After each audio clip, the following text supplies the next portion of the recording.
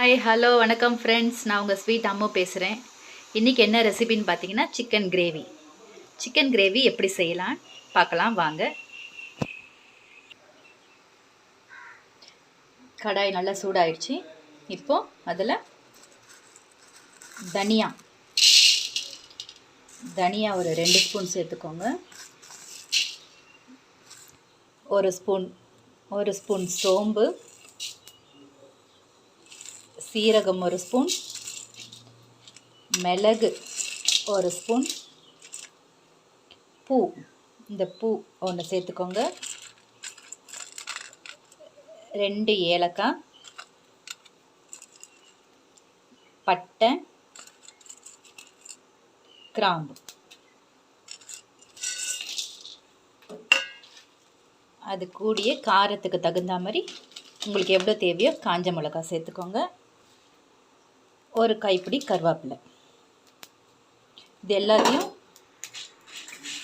ரொம்ப ஸ்லோவில் வச்சு கொஞ்சம் லைட்டாக வறுத்து எடுத்துக்கோங்க. ரொம்ப கம்மி தீயிலேயே இருக்கட்டும், இல்லைன்னா தீஞ்சிடும்.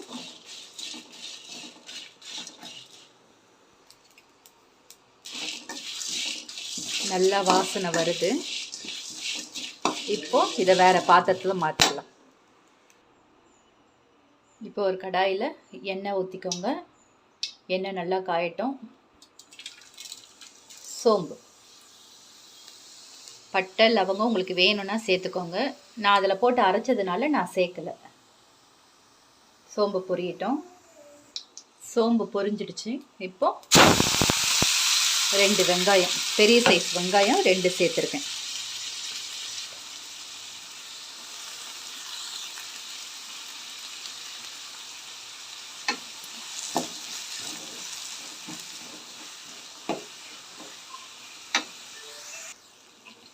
வெங்காயம் நல்லா வதங்கிடுச்சு. இப்போ ஒரு 4 பச்சை மிளகாய் சேர்த்துக்கோங்க.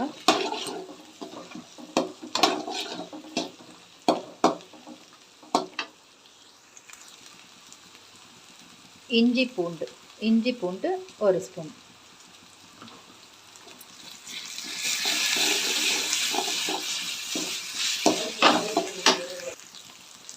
கருவேப்பிலை கூடவே தக்காளியும் சேர்த்துக்கோங்க. எல்லாமே நல்லா வதங்கி சுருண்டு வரட்டும். அது வரைக்கும் வதக்கலாம். மசாலாலாம் நல்லா சுருண்டு வந்துடுச்சு. இந்த சமயத்தில் சிக்கனை சேர்த்துக்கலாம்.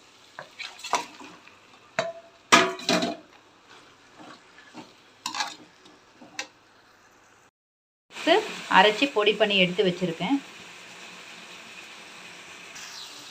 இப்போது இந்த மசாலா அரைச்சோம் இல்லையா, அந்த பொடி ஒரு 2 ஸ்பூன் சேர்த்துக்கோங்க. இப்போ நல்லா பெரட்டி விட்டுக்கோங்க. மசாலாலாம் நல்லா சுருண்டு வந்துடுச்சு. இப்போ தேவையான அளவு உப்பு சேர்த்துக்கணும்.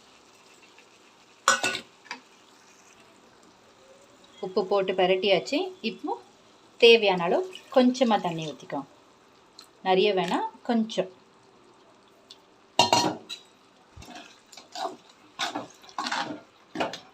இப்போ மூடி போட்டு மூடி வச்சிடலாம். சிக்கன் கிரேவி ரெடி ஆயிடுச்சு. எவ்வளோ அருமையாக இருக்குது பாருங்கள். இதே மெத்தடில் நீங்களும் உங்கள் வீட்டில் ட்ரை பண்ணி பாருங்கள். எப்படி இருந்துச்சுன்னு கமெண்டில் சொல்லுங்கள். தேங்க்யூ.